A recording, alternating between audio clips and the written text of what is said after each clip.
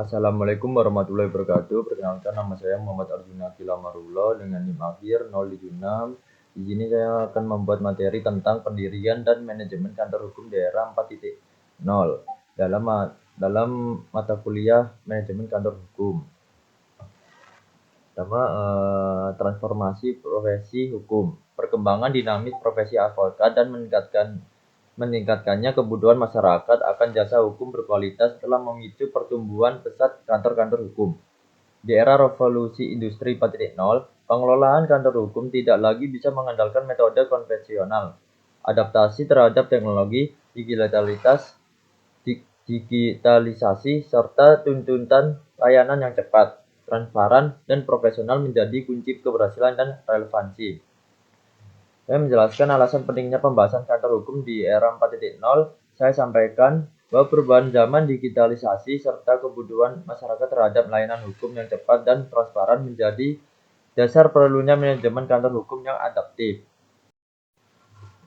Selanjutnya, memahami badan usaha kantor hukum. Badan usaha adalah entitas terorganisir yang mengelola berbagai faktor produksi demi mencapai tujuan ekonomi, termasuk keuntungan bagi kantor hukum. Badan usaha adalah fondasi legal yang memungkinkan para advokat untuk memberikan jasa hukum secara terstruktur, sah, dan dengan penuh tanggung jawab baik secara hukum maupun etika profesi. Saya menjelaskan bahwa kantor hukum merupakan badan usaha yang bergerak di bidang jasa hukum. Tujuannya bukan hanya mencari keuntungan, tetapi juga memberikan pelayanan hukum yang profesional, bertanggung jawab, dan beretika. Lalu, berbagai bentuk badan usaha kantor hukum. Pilihan bentuk badan usaha untuk kantor hukum sangat bervariasi masing-masing dengan karakteristik unik serta implikasi hukum dan bertanggung jawab yang berada. Yang pertama, persekutuan perdata, matsab. Pilihan fleksibel untuk kolaborasi profesional. Yang kedua, firma hukum, law firm. Tanggung jawab pribadi dan tak terbatas bagi setiap sekutu. Yang ketiga adalah office, fokus pada independensi advokat dalam satu naungan. Yang keempat, persekutuan komanditer, CV. Kombinasi sekutu aktif dan pasif dengan tingkat tanggung jawab berbeda. Dengan menamparkan berbagai bentuk badan usaha kantor hukum seperti persekutuan perdata, firma hukum, dan law office, masing-masing bentuk memiliki konsekuensi hukum dan tanggung jawab yang berbeda-beda. Persekutuan perdata atau matsab. Persekutuan perdata terbentuk melalui perjanjian antara dua atau lebih yang sepakat untuk menyatukan modal inbreng dengan tujuan utama meraih keuntungan bersama. Dalam konteks kantor hukum, bentuk ini sangat populer dengan menawarkan fleksibilitas tinggi, menekankan profesionalisme, dan memungkinkan hubungan kerja lebih longgar dibandingkan bentuk usaha lainnya. Yaitu ada 4 poin: perjanjian kerjasama, modal bersama, uang, barang, keahlian, tujuan, keuntungan, dan profesionalitas, fleksibilitas operasional. Saya menerangkan bahwa persekutuan perdata merupakan bentuk kerjasama beberapa advokat dengan memasukkan modal atau keahlian. Bentuk ini sering dipilih karena fleksibel dan menekankan hubungan profesional antar sekutu. Lalu, firma hukum atau law firm. Firma hukum adalah bentuk persekutuan di mana semua sekutu memikul tanggung jawab secara pribadi dan tidak terbatas atas seluruh kewajiban firma. Setiap partner memiliki wewenang untuk bertindak atas nama firma dan bertanggung jawab penuh terhadap klien serta pihak ketiga.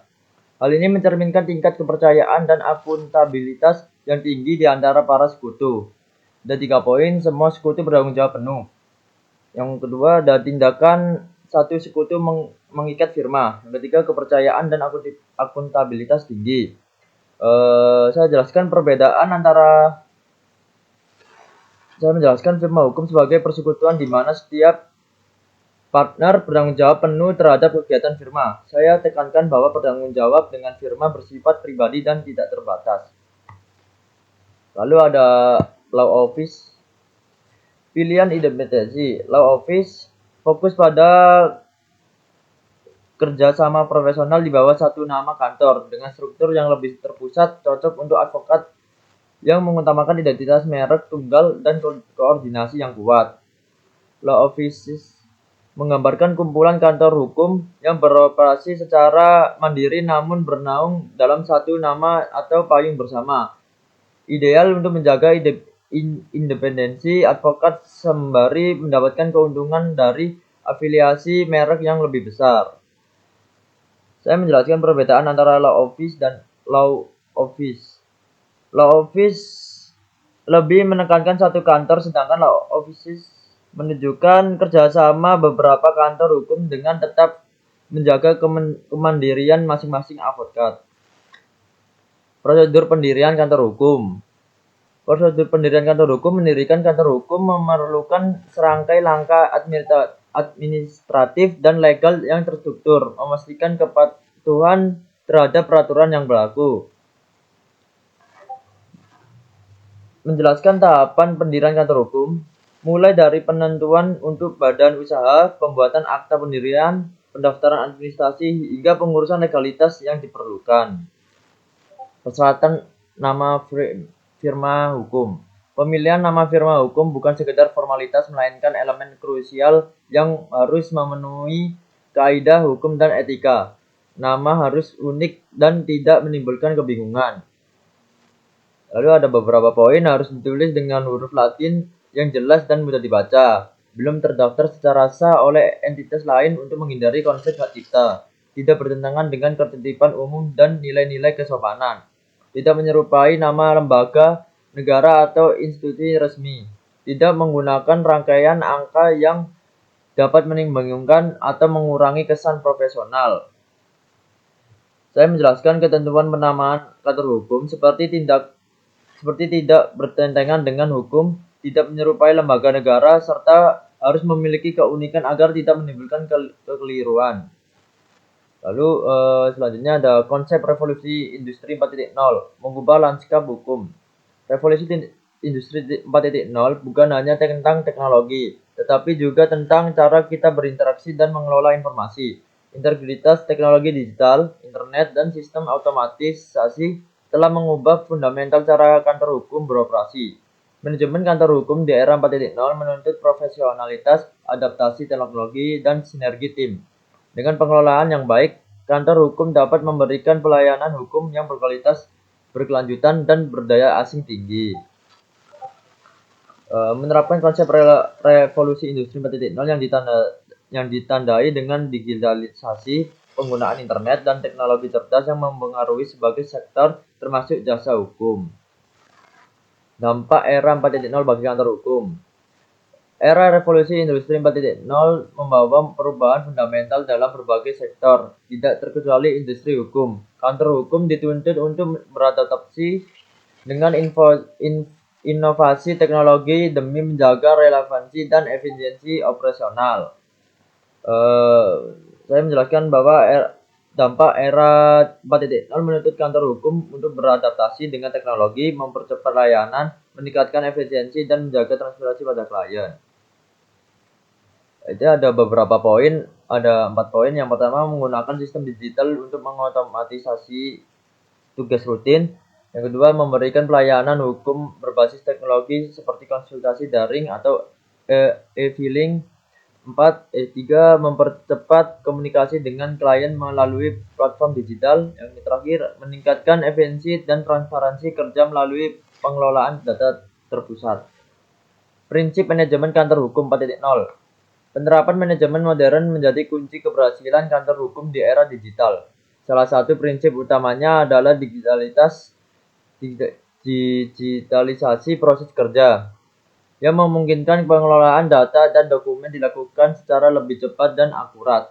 Selain itu, transparansi informasi juga menjadi faktor penting untuk membangun kepercayaan klien. Pemanfaatan teknologi dalam pengembalian keputusan berbasis data turut membantu advokat dan pengelolaan kantor hukum dalam merumuskan strategi yang lebih objektif. Dukungan teknologi seperti otomatisasi dokumen dan sistem manajemen perkara juga berperan dalam meningkatkan efisiensi kerja serta mengurangi risiko kesalahan administratif. Prinsip utama manajemen kantor hukum di era 4.0 seperti digitalisasi sistem kerja, keterbukaan informasi, serta pengembalian keputusan yang efektif dan mandiri. Lalu ada selanjutnya ada manajemen kantor hukum di era revolusi industri 4.0. Revolusi industri 4.0 ditandai dengan pemanfaatan teknologi seperti internet, kecerdasan buatan, big data, dan komputansi awan. Perkembangan ini turut mempengaruhi cara kerja kantor hukum, baik dalam hal pelayanan kepada klien maupun dalam pengelolaan internal organisasi.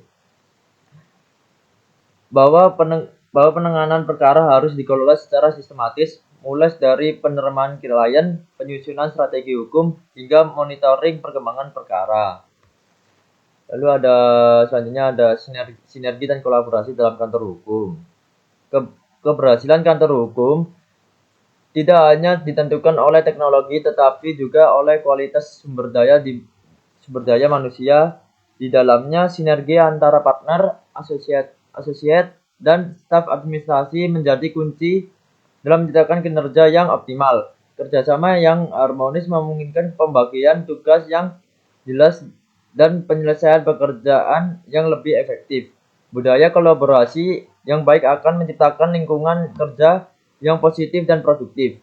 Dengan adanya komunikasi yang terbuka dan saling menghargai, setiap anggota tim dapat berkontribusi secara maksimal dalam mencapai tujuan bersama kantor hukum.